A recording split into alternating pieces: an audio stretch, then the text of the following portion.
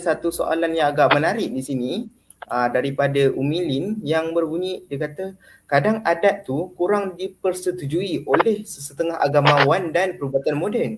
Jadi bagaimanakah nak jelaskan pada mereka ya Tuan? Boleh Tuan Ah, jelaskan? baik. Alhamdulillah, apa khabar Umi Lin? Sihat Baik, sekarang kita tengok kepada ramai yang memberi satu hukuman. Jadi di dalam bab kita mengeluarkan satu-satu hukuman tersebut, maka kita kaji dahulu. Dalam Islam, sebenarnya ada sesuatu permasalahan, kena cari jalan keluar. Cari jalan keluar, adakah perkara tersebut boleh dibuat atau tidak boleh dibuat, cari jalan keluar.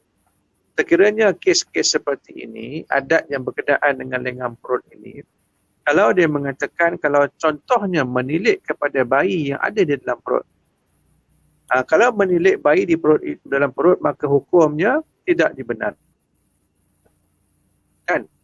Seolah kita melihat kepada bayi yang keluar itu lelaki dan perempuan. Tapi kalau sekiranya kepada kearifan tempatan bidan, kearifan mereka dalam bidan-bidan ini melihat kepada kedudukan perut tersebut, mungkin dia akan menunjuk ke depan, mungkin dia kembang sebelah tepi, mungkin dia tengok kepada perwatakan ibu yang mengandung, mungkin dia tengok daripada segi siri fizikal ibu yang mengandung. Maka dari segi pengalaman mereka dapat mengagak kemungkinan besar yang keluar bayi tersebut adalah lelaki ataupun perempuan. Cara untuk menilik bayi lelaki dan perempuan, maka tentulah itu salah. Maka kita tidak buat perkara tersebut. Dan ada setengah-setengah penggunaan tersebut. Memang ada ramai yang agamawan dan juga perbuatan moden yang menolak akan adat ini. Tetapi sebelum menolak, kita carilah dulu, kajikan dulu sebelum kita menolak mengikut kepada pemikiran mereka. Jadi ada beberapa perkara dalam kita tengok kepada maqasid syariah dalam bidang bab agamawan ini, keperluan kepada menjaga kesihatan. Keperluan kepada menjaga kesihatan termasuk di dalam bab maqasid syariah. Jadi bila kita menjaga kesihatan ini, mengembangkan zuriat pun adalah sebahagian daripada tuntutan agama. Jadi kaedah-kaedah yang dibuat oleh orang-orang terdahulu ini, ada yang boleh guna, ada yang tak boleh guna. Tapi janganlah kita buang semua sekali. Yang boleh guna, ada manfaat dia. Yang tak boleh guna, maka kita tinggalkan. Jadi itu yang kita sepatutnya kita mempunyai satu etika yang mana bila dibawa berbincang dahulu sebelum mengeluarkan kenyataan. Dari segi perubatan moden pun sama juga. So perubatan moden tidak lagi menggunakan pakai perkara ini, tapi kalau di barat, mereka menggunakan pakai kaedah membetulkan bayi yang songsang ni biasa je. So antara mereka tak perlu doktor pakar sakit puan membuat.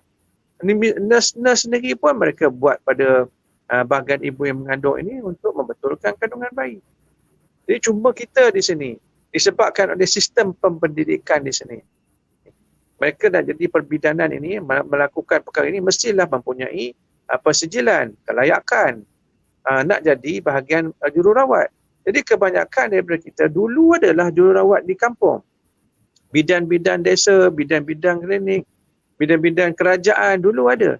Mereka ni yang bertugas dalam itu untuk membetulkan perkara yang berlaku di dalam hospital yang mana perubatan moden tak dapat buat, mereka buat. Dan lama kelamaan, dalam sistem tersebut mereka mempelajari daripada bidan-bidan ini dan akhirnya mengambil alih tugas bidan tersebut melalui dalam pendidikan ataupun pengajian bertaraf diploma kepada jururawat. Maka mereka ambil alih. Bila mereka ambil alih, kita ni pengamal-pengamal perubatan Melayu, kita tidak ada sistem pendidikan sebegitu.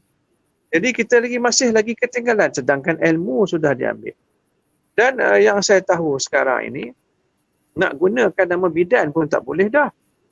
Asal nama bidan tersebut, nama bidan kita yang memberikan nama perbidanan itu kepada mereka yang menjalankan tugas kepada penceritaan bersalin ini. Dan apabila perubatan moden mengambil alih, mereka berkata bidan hanya boleh digunakan pakai kepada mereka yang menyambut kelahiran. So yang tak menyambut kelahiran tidak boleh dipakai nama bidan. Habis nak pakai apa? Penjagaan selepas bersalin. Penjagaan selepas bersalin. So kita tak boleh pakai nama bidan. Jadi satu perkara yang kita hilang satu maruah dekat sini.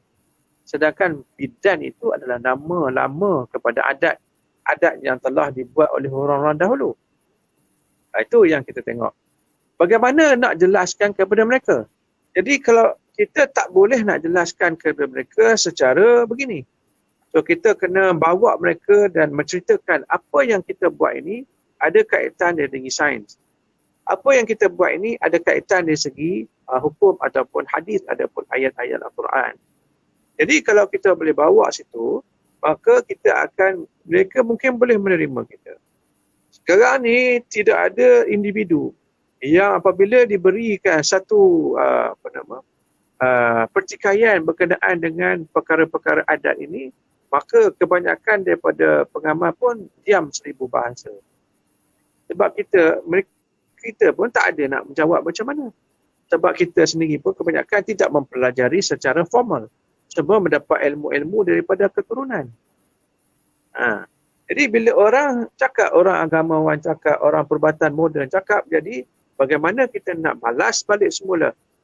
Bila kita nak balas balik semula, ia menjadi satu permasalahan sebab kita sendiri tidak ada satu kelayakan untuk kita menjawab mereka.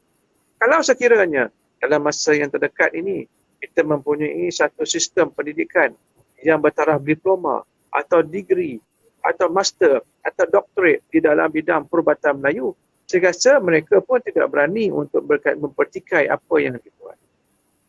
Jadi ini yang kita sedang menunggu sekarang untuk kita bangunkan, insya-Allah pada tahun ini kita cuba bangunkan diploma perubatan Melayu dalam masa terdekat. Kemudian tahun depan kita kemungkinan besar akan bangunkan degree dalam perubatan Melayu. Ada beberapa universiti yang sudah berminat untuk menawarkan program tersebut. Jadi soalan dia bagaimana nak jelaskan kepada mereka. Kalau kita jelas sebagaimana pun dalam ilmu adat kearifan perubatan Melayu, mereka tidak akan faham. Melainkan kita harus terangkan dia melalui kaedah agama itu sendiri dan kita terangkan dari segi dari kaedah perubatan moden itu sendiri. Kalau kita boleh kaitkan benda ini, memang mereka akan faham. Takat ini apabila kita diceritakan, dipertikaikan, maka tidak siapa pun yang dipanggil untuk membela apa yang kita buat ini, berdasarkan kita buat ini tidak lari daripada landasan.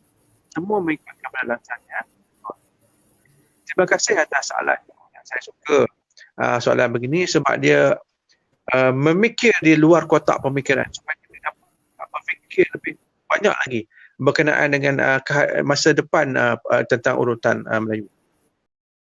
Jika anda mahukan lagi video yang bermanfaat seperti ini, maka jangan lupa subscribe dan tekan loceng notifikasi untuk dapatkan kemaskini video yang akan datang. Jangan lupa tau.